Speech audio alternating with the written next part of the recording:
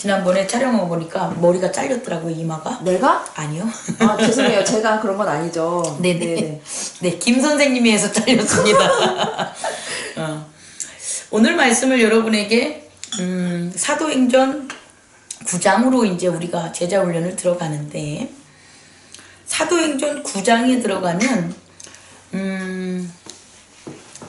경험하지 못했던 여러 가지 이제 현상들이 나타나요. 그러니까 이전까지의 경험은 성령이 기도하는 그 오순절 다락방에 모여있는 예수님의 제자들에게 그들에게 임한 거죠. 그들에게 임한 것의 구체적인 걸 보면 그들만 보을 거예요. 실제적으로 그들에게 능력받은 그들 자신들, 그들의 내면의 실제적 세계에 우리가 마음이라고 생각하는 그곳에 성령께서 내주하게 된다는 거죠. 그래서 어떤 변화를, 그들 자신의 개인적인 믿음의 변화를 경험하는 거예요. 근데 이제 오늘부터는 어떻게 되냐면 가히 제자들이 예측하지 못했던 일들이 벌어진다는 거예요. 그러니까 우리는 오늘 말씀에서 몇 가지를 주목할 텐데, 우리가 예수 그리스도가 도대체 십자가에 못 박혀 돌아가시고 부활하셨어요. 그 왜 부활하셨을까? 그 부활하신 이유가 있잖아요. 근데 그 부활한 이유가 우리를 구원하기 위해서, 그가 하나님의 아들됨을 나타내기 위해서 그랬다. 다 알잖아요. 근데 이게 말로냐? 제가 얘기하고 싶은 말로냐? 문서로 전하느냐? 이게 아니라는 거예요. 우린 여기에 주목해야 돼요. 예를 들어서 다른 종교들, 뭐 불교라든지 여타 기독교 아닌 종교들을 보면 그들이 내면의 실제적 세계에 일어나는 자기의 어떤 구도, 믿음의 그런 어떤 노력을 통해서 자기한테 변화 있는 건 충분히 공통된 특징을 가지고 있어요. 근데 그건 자기한테 일어나는 특징이지, 실제적으로 이 자기한테 일어나는 특징 외의 것들에 대해서 뭐 활애되는 시간도 없고, 이미 그들은 갔기 때문에, 뭐 석가모니라든지 기타 등등으로 예를 들면 그들은 열반에 갔기 때문에 열반에 간 세상에 있는 거지, 우리가 살고 있는 이 세상에 어떤 도움을 주지는 않는다는 거예요. 그러니까 열반에 가 있으니까 너희들도 이렇게 그와 같은 도를 그가 쓴 어떤 불경을 통해서 와라, 이런 걸 정해놓은 건데, 우리 기독교를 그와 같은 그 정도로만 생각하면 전 안 된다는 거예요. 왜냐하면 그러려면 예수 그리스도가 왜 십자가에 못 박혀 돌아가시고 또 부활을 하셨겠냐는 거예요. 그래서 오늘 사도행전 9장을 보면 우리가 첫 번째로 주목할 것은 예수 그리스도가 나타나셨다는 거예요. 다시 말해 부활한 모습으로 나타나신다는 거예요. 근데 그 부활한 모습으로 나타나시는 게 두 가지 모습으로 나타날 수 있는데, 첫 번째는 우리가 흔히 알고 있는 익숙한 환상 중에, 인어 비전, 환상 중에 나타난 거죠. 그게 아나니아예요. 아나니아는 환상 중에 부활하신 예수님을 봤죠. 그리고 그 목소리를 듣고 그가 어떻게 일을 해야 되는지를 이렇게 듣게 되는 거예요. 다시 말해 예수님은 환상 중에 나타나는데, 그 환상이 우리가 생각할 때 기도하는 거냐? 우리는 흔히 기도할 때 환상에 임한다고 하잖아요. 근데 저는 그거와 다른 의견. 기도할 때 임하는 것은 성령의 충만함과 은혜 가운데 있는 성령의 고양이가 깔렸나? 성령의 충만함과 아니 앉으세요. 은혜 중에 있는 그런 기도 중에 임하는 건 성령과 하나가 되는 역사라고 저는 볼 수가 있고요. 예수 그리스도가 우리에게 오는 것은 오직 예수 그리스도의 계획 때문이라는 거예요. 재밌지 않습니까? 우리는 우리의 의도와 우리의 요구와 우리의 바람, 근데 그 바람은 육체적인 그런 어떤 육체적인 바람에 의한 기도가 아니라 하나님 앞에 제가 나아가겠습니다 하는 그런 기도를 하죠. 그런 기도 중에 성령이 우리 안에 역사하심으로 우리가 육적인 사람이 아니라 영적인 사람으로 바뀌는 그런 역할을 해주시는 게 성령이시고요. 그건 우리에게 있어서 우리의 의도고, 그런데 예수 그리스도의 의도가 있다라는 거예요. 예수님의 의도.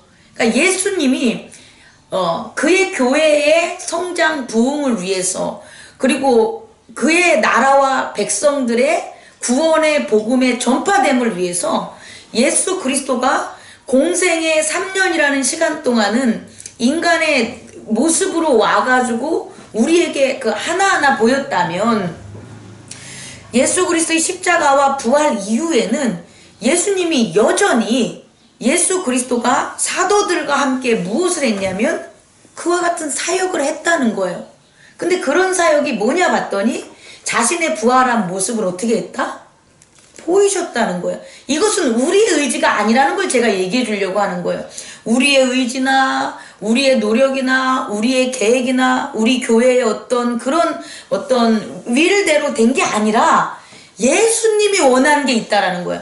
그래서 예수님이 오늘 원하신 건 뭐냐면 사울을 바울로 변화시키는 거잖아요. 그건 이스라엘의 초대교회에 있는 제자들의 바람도 아니고 그 제자들의 교회의 바람도 아니고 아무도 몰랐다는 거예요. 그런데 그들이 아무도 모름에도 불구하고 예수님은 예수님의 계획이 있다라는 거예요. 그게 오늘의 이제 단어로 말하면 뭐라고 나왔죠? 우리 여기서 보면 그릇이다라는 표현으로 나왔잖아요. 그 무슨 그릇이라고 나왔죠? 내가 이렇게 훅 지나가서 사도로. 아니 글자 그대로 무슨 그릇이라고 나왔는데 이따 하다가 찾아야 되나 그릇이 나오는데 그릇으로 쓰겠다는 게 무슨 그릇인데 앞에 그릇이 내 그릇이라는 건지. 택한 나의 그릇. 응, 택한 나의 그릇. 그러니까 나의 그릇. 그러니까 나의 그릇으로 쓰겠다는 거예요. 그러니까 다시 말해 나의 그릇으로 쓰는 건 누구의 의지냐? 예수님의 의지라는 거예요. 그래서 예수님의 의지와 계획대로 그의 그릇을 만들기 위해서 그가 이 땅에서 여전히 뭐한다? 나타나신다는 거예요. 맞아요, 그거예요. 살아계신다는 거예요. 살아계신 누구처럼? 구약의 하나님처럼.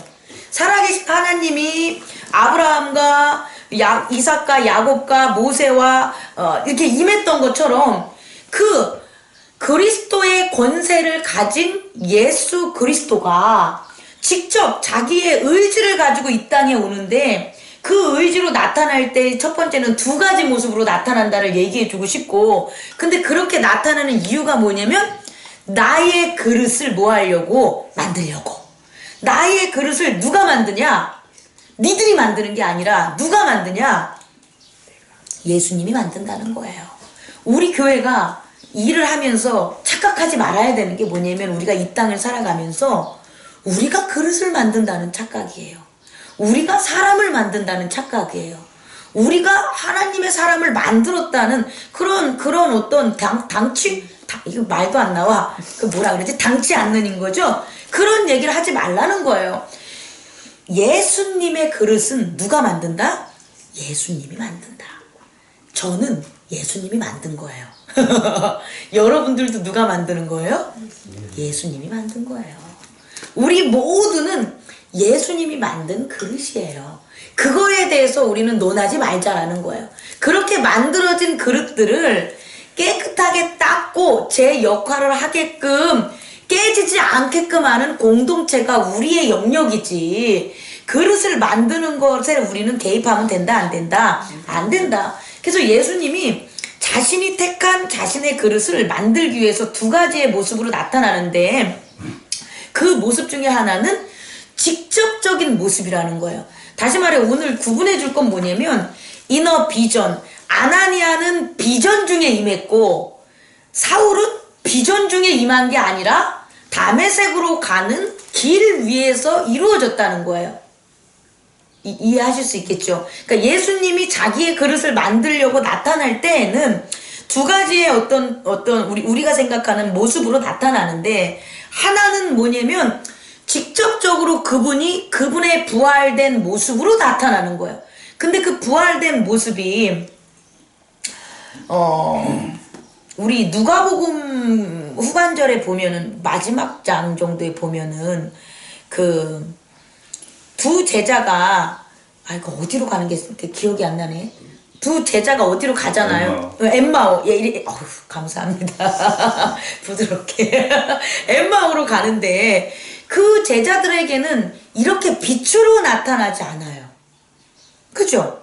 그 제자들은 어떤 사람의 모습으로 나타나잖아요. 그래서 사람인지 알고 얘기를 막 했잖아요. 근데 고기를 먹고 음식을 먹은 다음에 그분이 말하는 그 말을 다 해서 영으로 깨달으니까 이분이 누구다? 예수님이다. 근데 얼굴은 틀렸어요. 얼굴이 다르기 때문에 예수님의 얼굴이 아니기 때문에 못 알아본 거예요, 제자들은. 그러니까 예수님은 사람의 모습으로도 나타나는데 부활한 후에요. 그 얼굴이 이전에 제자들이 봤던 얼굴이 아니라는 거예요.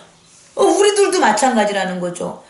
예수님의 얼굴이 우리 그림 속에 있는, 사진 속에 있는 모습만 자꾸 우리의 이미지 3D 홀로그램 속에 기억해 놓으면 안 된다는 거예요. 예수님의 모습은 다양할 수 있다라는 거죠. 정말 저의 모습이 아니고 여러분의 모습이 아니라 진짜 예수님이 사람의 모습으로 하고 우리에게 올 수 있다라는 거예요. 그 첫 번째 모습은. 두 번째 모습은 그렇게 얘기를 못 붙여. 그럴 상황이 아니야. 누구? 사울에게는. 사울은 지금 도끼가 여기서 말한 것처럼 위협과 살기가 있다 그러잖아요. 위협과 살기가 있어서 누구를 죽이러 가는 거예요. 누구를 잡으러 가냐? 예수를 믿는 자들을 남녀 막론하고 잡으러 가는 이 사람에게 길을 걸어가는 사람의 모습으로 나타나면 잡히죠. 잡히죠. 그거 잡아가려고 오는 사람인데 그렇게 나타내겠어요? 아니죠. 이런 사람에게는 이 사람이 경외하게 만드는, 두려움과 경외하게 만드는 모습으로 나타난다는 거예요. 그게 뭐냐? 사울이 다맥삭 도상으로 가는 길 위에서 만난 예수 그리스도예요.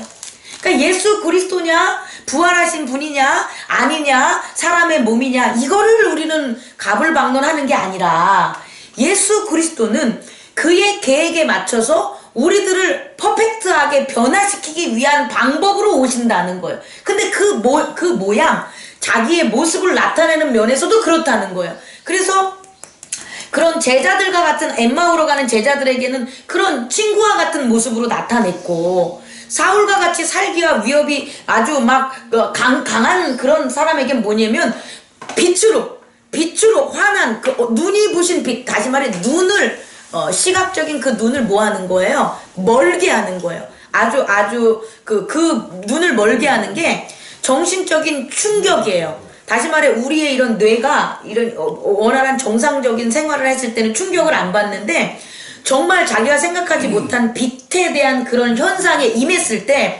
벙어리가 되거나, 우리가 가브니엘을 만난 다음에 벙어리가 된 누가 있죠? 사무엘이 아니고 누구? 아버지. 세례 요한의 아버지. 세례 요한의 아버지가 누구죠? 제사장. 제사장이 엘리 아니고요. 싸우지 마시고, 제가 부족해서 그러는 거예요. 그 제사장이에요. 그 제사장도 뭐냐면 그런 천사의 두려움으로 사실은 뭐예요? 입을 벙어리가 된 거예요. 다시 말해서 우리가 예수님을 어떻게 만났으면 좋겠냐는 걸 전 얘기하는 거예요. 우리는 예수님의 제자처럼 만나는 게 너무 좋은 거예요. 혹은 이너비전, 아나니아처럼 환상 중에 만나는 그게 좋은 거예요. 그런데 이렇게 사울처럼 혹은 그런 제사장처럼 그렇게 그 부활고 천사를 만나면 벙어리가 되거나 뭐가 되는 거예요. 눈이 멀게 된다는 거예요. 지금 사울이 임한 건 그거라는 거죠. 그래서 그 광채로 인해서 사울이 눈을 멀은 것뿐만 아니라 정신적인 쇼크, 제 생각에는 진짜 깜짝 놀란 거 아니에요. 깜짝 놀라서 그 빛을 보고 엎드린 거예요. 그 엎드리지 않았으면 제 생각에는 더 큰 일이 벌어졌을 것 같아요. 근데 엎드리니까 다행히 빛을 본 눈만 멀쩡한 거지. 그 엄청난 그 빛을 봤을 때 우리의 인간의 존재라는 건 나약하기 때문에 어떻게 되냐? 영향을 받는다는 거예요. 중요한 건. 그래서 엎드렸는데 이제 음성을 들은 거죠. 음성을 들었더니 뭐냐면 누구십니까? 이렇게 묻는 거예요. 사울이 뭐라고 하냐면 누구십니까? 5절. 주여 누구십니까? 그냥 제가 까먹기 전에 뒤까지 같이 갈게요. 이렇게 예수 그리스도를 박해하는 자, 예수 그리스도의 믿음이 없는 자는 하나님의 영, 다시 말해 예수 그리스도는 하나님의 영이 임한 거 아니겠습니까? 그렇게 임했을 때 모르는 거야, 이 현상을. 그래서 누구십니까? 이렇게 대답을 해요. 모세도 누구십니까? 이렇게. 그런데 그게 아니라 주 예수 그리스도 안에서 그의 제자로 활동하는 사람은 누구십니까? 그러지 않아요. 뭐라고 하냐면 10절에 보면 아나니에게 환상 중에 이르실 때는 뭐라고 하냐면 주여 내가 여기 있나이다 이렇게 대답을 하는 거예요. 우리는 있잖아요. 구약의 역사에서도 이렇게 하는 종들이 있었어요. 이런 종들이 모세와 다윗이었어요. 그러니까 이렇게 하나님과 연합한 사람들은 하나님의 예수 그리스도가 그의 계획을 위해서 우리들에게 나타날 때 받아들이고 반응하는 게 다르다는 거예요. 저는 우리 행복나눔 교회 우리 성도들이 이렇게 주여 제가 여기 있습니다 이렇게 받아들이고 응대했으면 좋겠어요. 예, 그게 아니라 누구세요? 아유 예수님이시여요? 아유 무슨 예수예요? 이러지 마시고 주여 제가 여기입니다를 응대하게끔 그렇게 임하게 변화되는 믿음의 공동체로 나가는 게 저와 여러분들의 뭐가 되냐? 과제라는 거예요. 이 땅에서 행하는 거라는 거죠. 이제 다시 앞으로 다시 가면 그렇게 사울이 예수 그리스도 부활한 예수 그리스도를 주여 누굽니까? 그랬더니 더 뜨끔한 말을 이게 그냥 우리는 성경으로 읽으니까 넘어가지만 누구세요? 주여? 지금 무서운 거잖아요. 무서워서 발발 떨면서 주여 그랬더니 그 대답이 나는 I am 예수 이렇게 나와요. 나는 너가 박해했던 예수라. 이 음성을 들을 때 제 생각엔 오줌 쌌을 것 같아요. 그지 않겠습니까?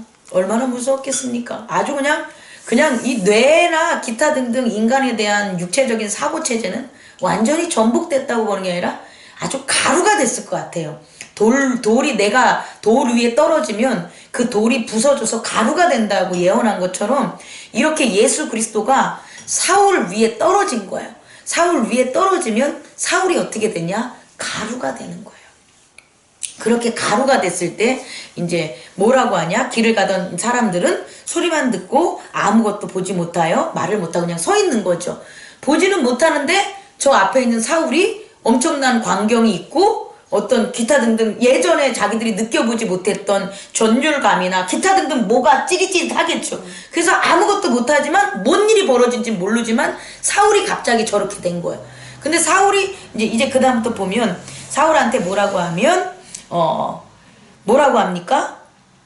너는 일어나 시내로 들어가라. 너는 일어나 시내로 가라. 내가 행할 것을 내가 이를 자를 있으리라 했는데, 그러니까 명령을 한 거죠. 이제 중요한 건 예수 그리스도께서 우리에게 이 땅에 제자한테 나타나던 예수님을 박해하는 사람들한테 나타나던 그냥 맥적게 나타나는 게 아니라 그분의 계획을 이룰 미션을 줘요. 명령을 줘요. 이것은 구약에서도 우리가 지난 시간에 얘기한 것처럼 아브라함에게 명령을 하시는 거죠. 네 본토집을 떠나라 라는 그 명령, 악에서 떠나라. 결국 사울에게 명령한 것은 악들이 막는 곳에서 떠나게 하면서 주의 일을 이루게 하는 그런 명령이라는 거예요. 그래서 뭐냐면 일어나 시내로 들어가라. 그건 뭐예요? 너가 여기서 네 계획대로 했었던 그것대로 가지 말고 내가 하라는 대로 가라 이거잖아요. 그 계획, 사울이 군사들과 여러 사람을 데리고 온 이유는 악의 세상으로 가려고 온 건데 그게 아니라 정반대로 악이 아닌 예수 그리스도의 세계로 인도하셨다라는 거죠. 그래서 그 사울이 일어나서 그걸 이제 행하려고 갔는데 중요한 건 뭐예요? 눈을 떴는데 8절 아무것도 보이지 않더라. 그래서 누구에게? 사람들의 손에 이끌려 다맥색으로 갔다라는 거죠. 두 가지로 여기서는 저는 해석할 수 있다고 봐요. 하나는 이렇게 됐을 때 같이 온 사람들이 변경될 수 있다는 것. 같이 온 사람들은 어떠한 것을 모르고 있는데 아무것도 할 수 없는 상황에 있는데 어떤 새로운 사람들이 사울을 이끌고 어디로 데려갔다든 하나의 해석과 또 하나는 같이 온 사람들이 사울이 눈을 못 보니까 어떻게 해야 되냐면 어디로 이끌어 갔다라는 식의 두 가지로 해석을 할 수 있을 것 같아요. 그런데 저는 전자예요. 왜 전자냐면 사울이 이렇게 손을 이끌려서 가서 무엇을 했냐 보면 기도를 했다는 거예요. 기도를 했다는 게 나와요. 사울이. 그러니까 사울이 그냥 이끌려 가가지고 맹목적으로 어느 곳에 가서 가만히 있는 게 아니라 이제 뭔가 예수 그리스도가 자기에게 임할 그 무언가를 알게 해요. 그러니까 사울은 자기의 눈을 낮게 해줄 누군가를 기다리는 미션이 생기는 거예요. 그리고 다시 예수님은 누구에게 보이시냐? 아나니아에게 보이는데 여기서 또 비전 중이라고 나오죠. 비전 중이라고 나와요. 비전. 환상 중에 아나니아를 보는 거예요. 그죠? 11절 한번 읽어보세요. 시작. 주께서 이르시되 일어나 직가라 하는 거리로 가서 유다의 집에서 5 사울이라 하는 사람을 찾으라. 그가 기도하는 중이니라. 여기서의 기도하는 중은 누가 기도하는 중이냐? 사울이 기도하는 거예요. 그래서 저는 전자를 얘기하는 거예요. 그러니까 누군가가 그렇게 됐을 때 주님께서 보내준 사람 손에 이끌려서 이제 직가라는 곳에 다메섹에 있는 직가라는 곳에 간 거고, 직가라는 곳에 간 거고, 다메섹에 있었던 아나니아에게는 환상 중에 이제 임한 거죠. 그러니까 아나니아는 환상 중에 임했기 때문에 아나니아가 기도 중에 임했다가 아닌 거예요. 그러니까 우리가 기도한다고 해서 기도하는 환상과 주님께서 계획하시고 임하는 그 예수 그리스도의 나타남을 분리해서 보자라는 거예요. 제가 얘기하고 싶은 건, 그러니까 우리가 기도를 안 하고 있어도 우리에게 예수 그리스도가 필요할 때에 그분이 나타나서 우리에게 환상 중에 임할 수 있다라는 거예요. 그 환상은 비전, 눈으로 볼 수도 있고요. 환청, 귀로 들릴 수도 있고요. 마음속으로 들릴 수도 있고요. 혹은 뭔가 내가 정신을 못 차리는데도 이러이러하게 딱 떠오를 수도 있고요. 그거는 여러 가지 상황이라는 걸 제가 얘기하고 싶은 거예요. 기도 중이 아니더라도. 그래서 아나니아는 기도 중이 아니었지만 환상 중에 예수의 말씀을 듣고 어디로 이동했냐? 직가로 갔다라는 거예요. 그래서 두 분이 이제 어떻게 되는 거예요? 만난 거예요. 사울은 누구의 손에 이끌려 왔는지 몰라도 계속 기도를 하게 되고, 그 기도는 뭐냐 그러면 회개의 기도가 아니었을까 하는 생각이 저는 드는 거예요.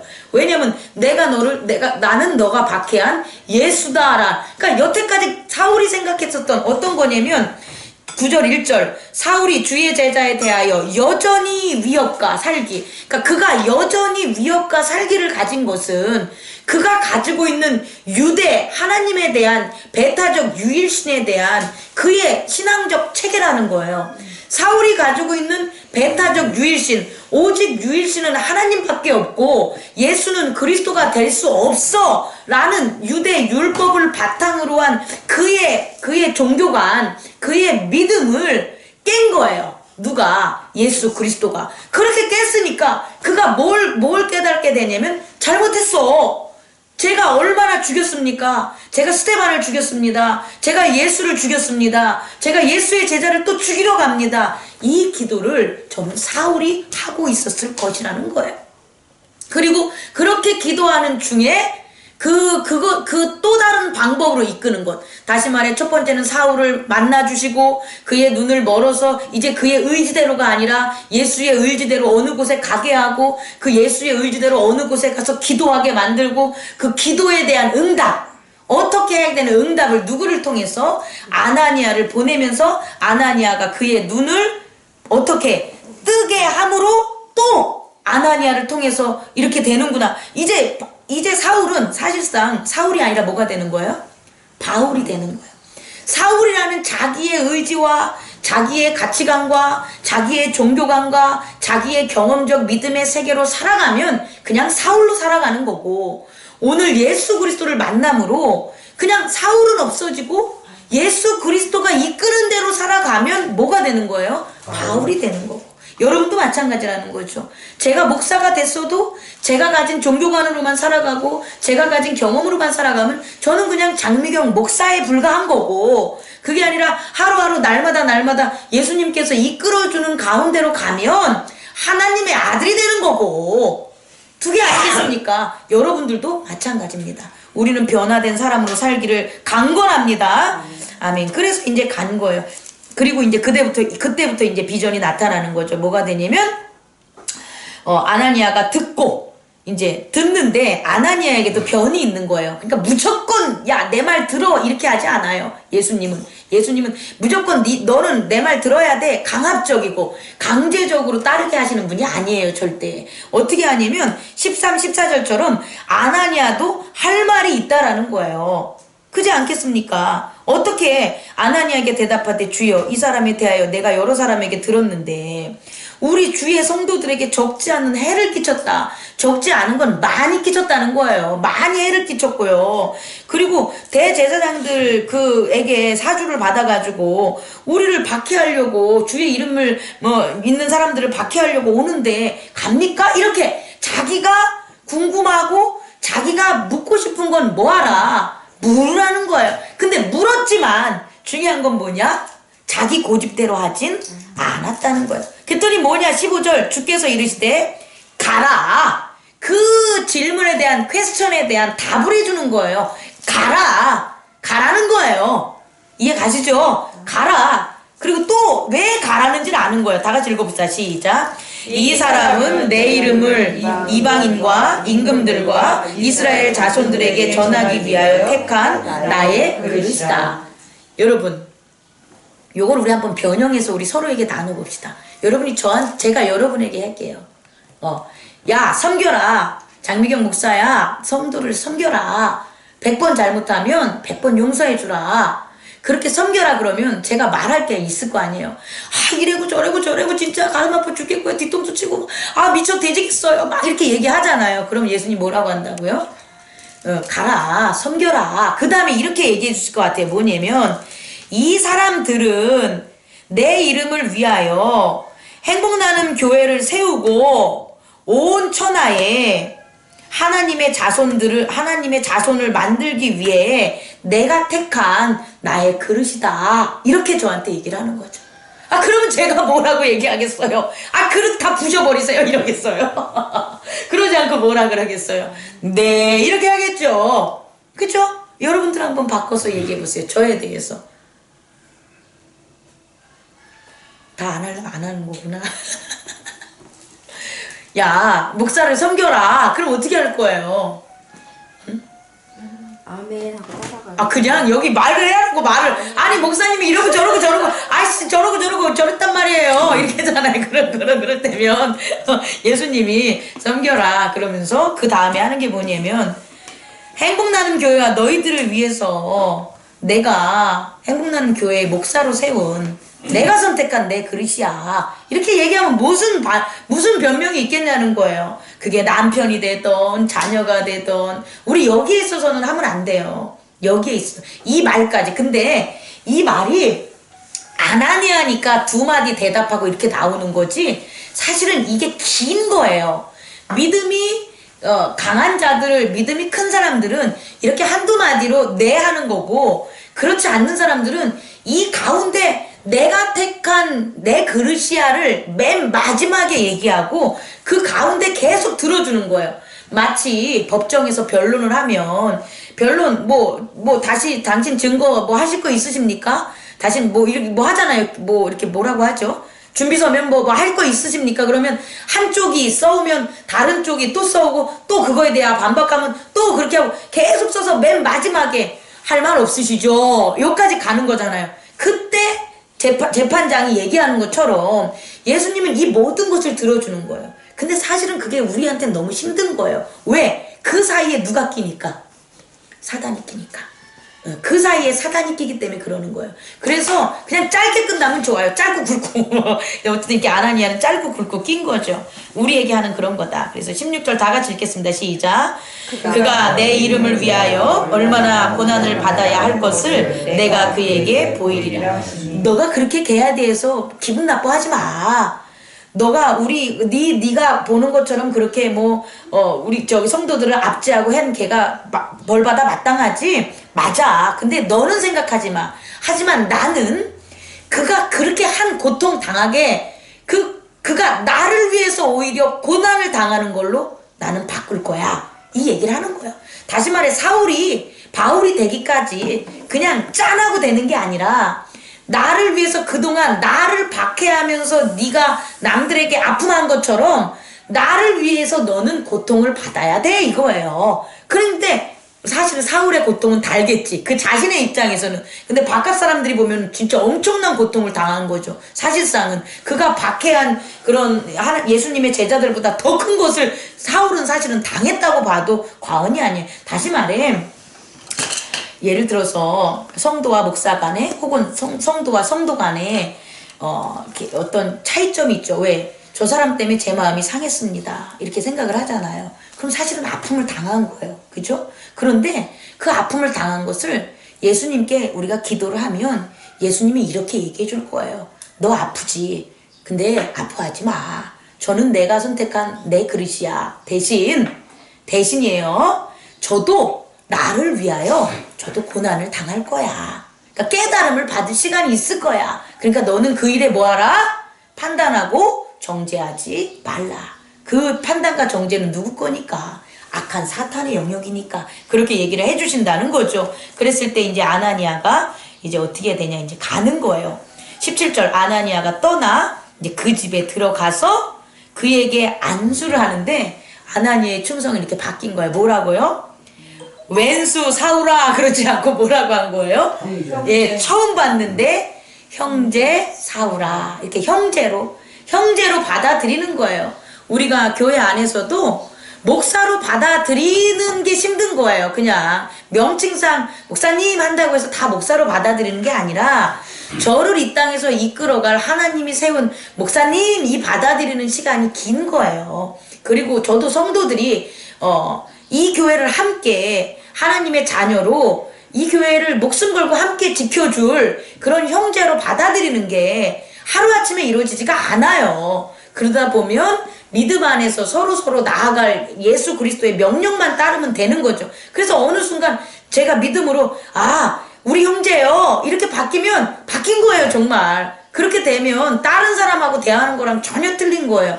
여러분도 마찬가지로 우리 목사님 그러면 다른 목사 대하는 거랑 틀린 거예요. 그래서 한 교회를 섬기고 하나의 공동체 커뮤니티가 형성되게 된다는 거죠. 이렇게 아나니아는 바로 믿음으로 받아들여서 주가 환상을 임하고 안수해서 날 정도면 대단하지 않겠습니까? 사실은 그 믿음이. 그래서 형제 사울아 주곧 내가 오는 길에 다 하는 거죠. 네가 오는 길에서 나타나셨던 예수께서 나를 보냈어. 그리고 너를 다시 보게도 하셨고 누가? 예수가 한 거예요.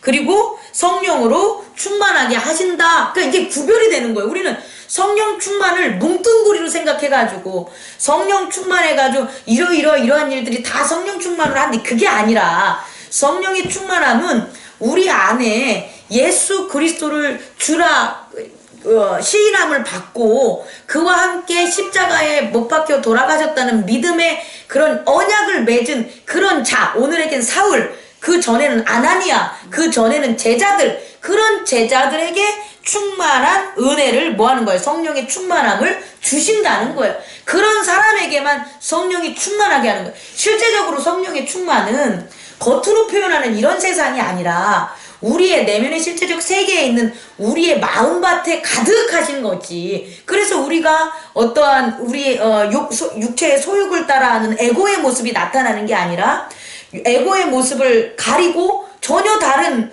성령의 말씀대로 나타내는 모습, 그게 바로 성령의 역할이라는 거죠. 성령에 충만한다는 거죠. 그랬더니 바로 어떻게 하냐? 이제 즉시, 아주 즉시로 이루어지는 거예요. 즉시 사울의 눈에서 비늘 같은 것이 벗겨져 다시 보게 된지라. 이제 눈이 낫게 된 거죠. 그리고 어떻게 되냐? 세례를 받고, 여기서의 세례를 받고는요, 물세례냐 성령세례라 보면 제 생각에는 두 개가 동시적으로 이루어진 것 같아요. 왜냐하면 이미 성령의 충만함이라는 게 나와 있기 때문에 그 아나니아의 말 속에. 그리고 혹 아나니아의 말이 있어도 세례를 받은 다음에 성령의 충만함이 함께 임한다는 거죠. 미리 얘기를 했으니까. 그래서 이 사울의 경우가 저는 물세례와 성령세례를 동시에 받은 그런 하나의 모습이 아닐까라는 거죠. 이렇게 물세례와 성령세례를 동시에 받을 수 있는 건 먼저 어떻게 되냐? 사울이 예수 그리스도를 본 거예요.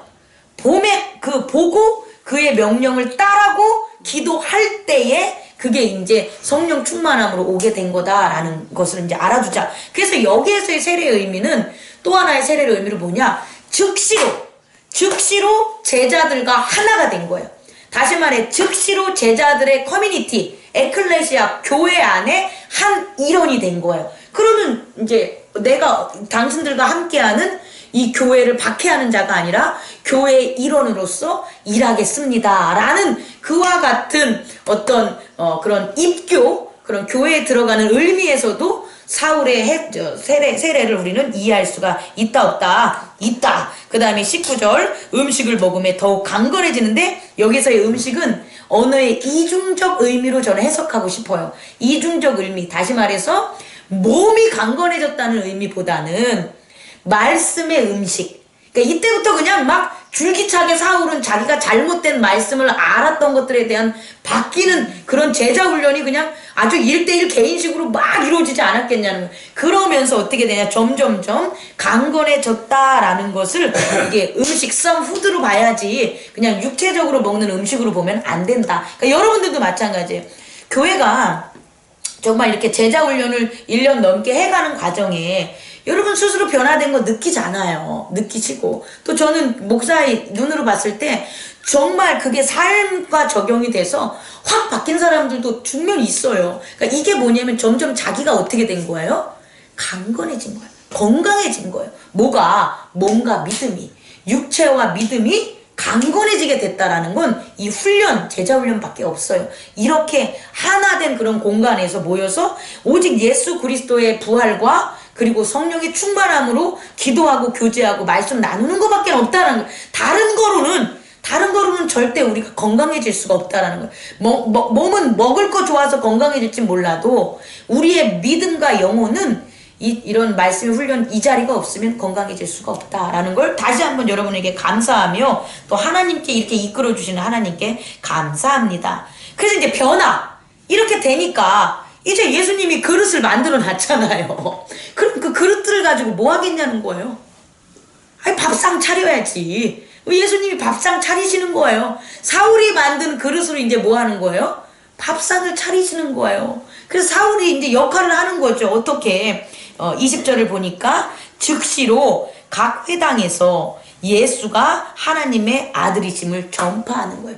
여러분이 예수 그리스도의 이름을 믿어서 하나님의 영생이라는 그런 언약을 맺어서 여러분이 이 교회 안에 있다면 여러분들의 삶에 차지하는 그런 여러 가지 액시던트 일들은요 사실상은 복음을 전하는 게 돼야 되는 거예요. 복음을 전하는 거예요. 근데 그 복음을 지난번도 얘기했지만 자기 일을 다 내려놓고 복음을 전하라는 게 아니라 자기 일을 행하면서 복음을 전하라는 거예요. 예를 들어서 음식을 차려주면서 그냥 음식 자 이거 먹으세요 이게 아니라 이 음식은 당신의 몸과 마음을 강건하게 해주시는 예수 그리스도께서 우리에게 주신 음식입니다 라고 하면 그 음식에 뭐가 되는 거예요? 복음이 되는 거예요. 그런데 이 사울은 자기가 알고 있는 율법에 대한 지식이 해박했다는 거예요. 그러니까 그 율법에 대한 지식, 다시 말해서 구약에 대한 그 이스라엘의 전통에 대한 우리는 이제 우리가 잘 알고 있는 건 뭐가 있을까요? 쿠란이라는 게 있죠. 이슬람교의 경전인데 꾸란의 내용은 아니겠다. 제가 기억력이 너무 안 좋아요. 뭐냐면 유대인들이 보는 그게 있어요. 유대인들이 보는 거 있잖아. 책들. 유대인들이 보는 있어요. 하여튼 4가지가 있어요. 있어요. 우리 그러니까 뭐냐면 성경도 보고 걔네들은 또 뭐냐면 그들의 전통상 내려오는 랍비들의 해석 글들도 있고 그러니까 여러 가지가 있는 거예요. 걔네들은 단지 구약만 보질 않아요. 그러니까 그 모든 것들에 대한 다를 누가 가지고 있어요? 사울이 가지고 있는 거예요. 그런데 사울 아닌 제자들은 오히려 이 지식이 해박하지 못해요. 왜냐하면 그들은 어부 출신이고 열심당원이고 이런 사람들이 있으니까. 그런데 이제는 사울의 그 해박함을 가지고 어떻게 되냐? 예수가 그리스도라는 걸 전할 수 있는 거예요. 그러니까 만약에 간호원을 하면 간호원에 대한 지식으로 예수가 그리스도를 전할 수 있는 거예요. 의학적 상식으로. 어떤 사람은 뭐 체육을 해. 그럼 체육을 잘하고 있는 그런 어떤 체육적 상식으로 예수를 드러낼 그러니까 다 드러낼 수 있는 거라는 걸 지금 얘기를 해드리고 싶은 거예요. 그런데 사울에게 있어서는 두 가지인데 하나는 유대의 전통과 또 하나는 헬라 철학이에요. 그리스 헬라 철학, 다시 말해 헬라파들의 그들이 가지고 있는 그리스 로마적인 철학을 이미 알고 있었다는 거예요. 누가? 사울이. 그러니까 즉시로 그런 얘들이 이렇게 돼서 그리스도야, 예수가 그렇게 그리스도야 라는 걸 전하게 됐다라는 거예요. 그러니 그 파급력이 얼마나 놀라웠겠냐는 거예요. 그것들을 했대. 그랬더니 듣는 사람이 다 어떻게 돼요? 다 놀라. 우선 놀란 거야. 첫 번째 놀란 건 뭐야? 예수를 박해했던 자가 전하네. 우리가 변함으로 놀라요. 근데 그거는 반이야, 반. 우리가 변했다고 그 사람을 예수가 그리스도라는 걸 전할 수 있는 건 아니에요. 우리가 변한 모습으로 그 사람들이 주목은 할 수 있어요. 아, 얘가 변했네. 얘가 이런 놈이 아니었는데 이렇게 되네. 얘가 가난했는데 부자가 됐네. 아, 이 사업이 이렇게 잘 되네. 이렇게 변화로 주목은 할 수 있어도 그것이 예수가 그리스도라는 걸 전할 수는 없어요. 그 전하는 건 뭐냐? 우리 자신이 전하는 복음이에요. 변화된 모습의 우리가 복음을 전해야지만 복음이 완성된 모습으로 사방으로 어떻게 되냐? 펼쳐질 수 있고, 복음이 펼쳐지면 복음이 흘러간 자리에는 죄가 있지 않고 악이 물러간다는 거예요. 우리가 맨 처음에는 잘 보세요. 악에서 떠나라. 죄를 다스려라. 이게 출발점이에요. 그런데 그렇게 죄를 다스리고 악을 떠난 사람은 그냥 계속 떠나는 게 아니야. 맨날 도망가는 게 아니라 떠나는 게 아니라 예수가 그리스도라는 것에 대한 믿음의 어떤 변화를 성령으로 거듭이 나서 변화가 있으면 이제는 악으로부터 떠나는 게 아니라 뭐냐면 악을 떠나게 하는 거예요. 악을 쫓는 거예요.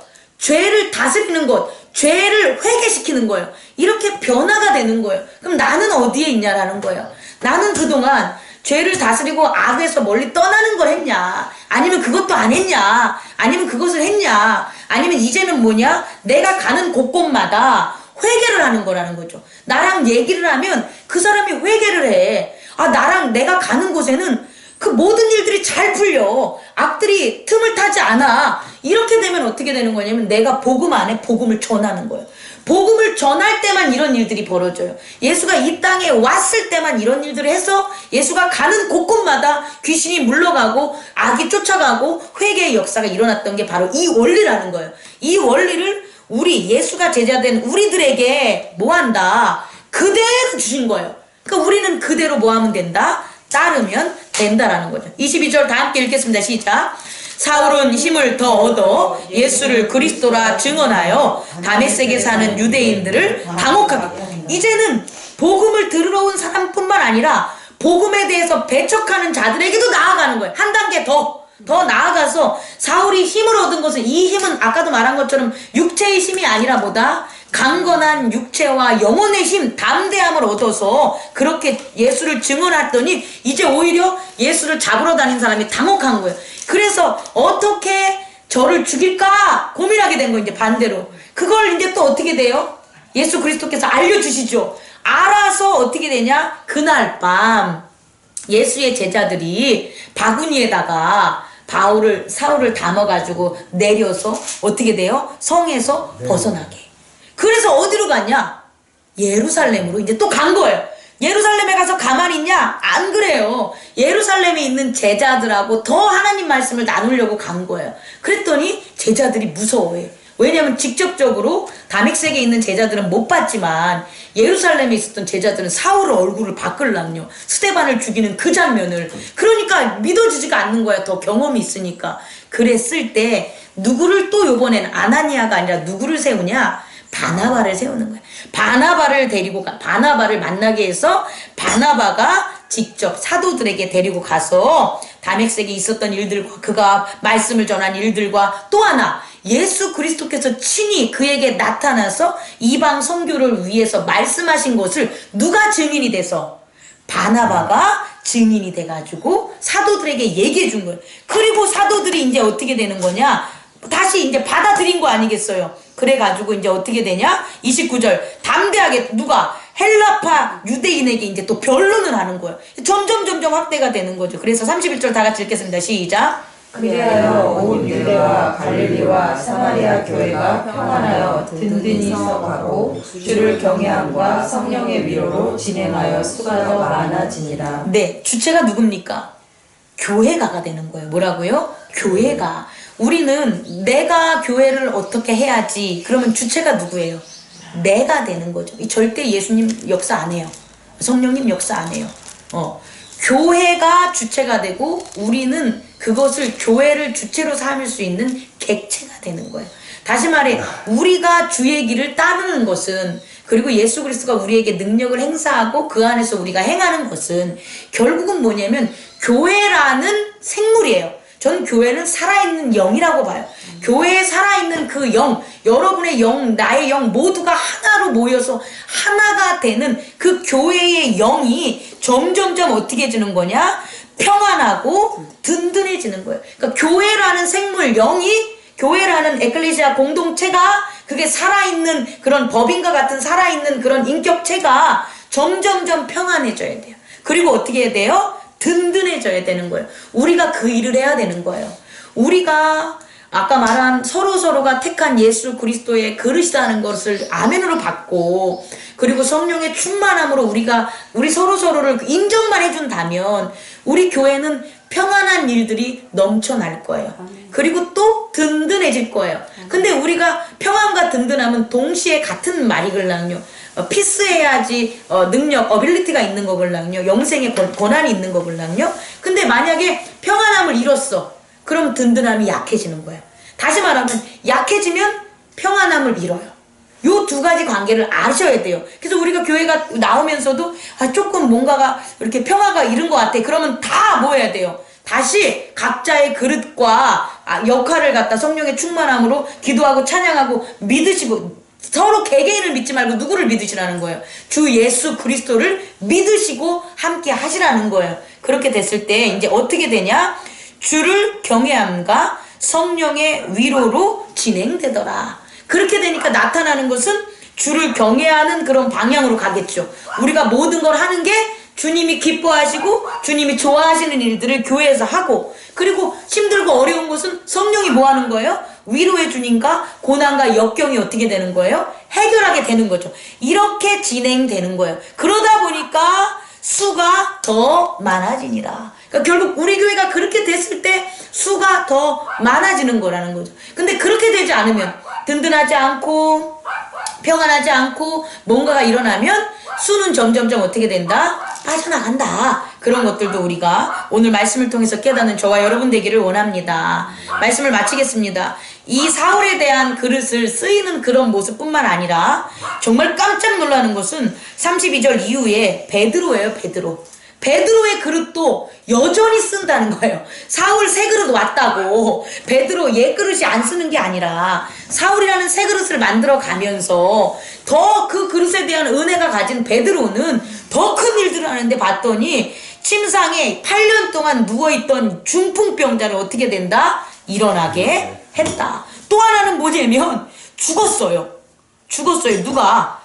선행하던 여제자 도르가라는 여제자가 있는데 선행과 구제를 열심히 했는데 병들어서 죽었어요. 근데 죽었는데 시체를 씻어서 다락방에 누인 건 염가직했다고 저는 본다는 거죠. 염가직했는데 이 38절에 진짜 깜짝 놀란 게 뭐냐면 루다가 요바에서 가까운지라 제자들이 베드로가 거기 있음을 듣고 두 사람을 보내서 간청을 했다는 거예요. 베드로를 그렇게 믿었다는 거예요. 베드로를 이 제자들이 그냥 당신 뭐 이게 아니고 베드로를 믿는 거예요. 당신은 지금 이렇게 염까지 해서 도르가가 누워있지만 당신이 와서 기도해주면 날 거야를 믿는 거예요. 여러분 우리 각자 서로서로 이렇게 믿어야 돼요. 이렇게 믿어서 요청해줘야 되는 거예요. 목사님이 우리 사업장에 와서 기도해주세요. 목사님이 하시면 날 거예요. 그 믿음이 있어야 제가 가서 기도해도 낫는다는 거예요. 근데 뭐 오시던지 마시던지 안 된다는 거죠. 오늘 그거를 갖다 본받지 않은 거예요. 제 말은 누군가든 이해가죠. 근데 교회의 질서를 위해서는 목사부터 세워지지 않겠습니까? 그렇게 된다는 거죠. 그래서 그 믿음을 좀 보자. 그래서 간청했다는 거예요. 간청. 그랬더니 베드로가 일어나서 그들에게 와서 도르가를 갖다가 이제 살린 거예요. 야, 박수 한번 쳐주십시오. 나 진짜 너무 멋져요. 42절 다 같이 읽겠습니다. 시작. 온 요파 사람이 알고 많은 사람이 주를 믿더라. 아멘. 말씀을 마치겠습니다. 우리 함께 제자 훈련을 마치겠습니다. 우리 서로가 아니 끄지 말고 우리 서로가 목사님이 하는 일이 어떻고 우리 성도들이 하는 일이 어떻고 뭐 당연히 교회 공동체니까 얘기를 하겠죠. 근데 그거를 보지 말고요.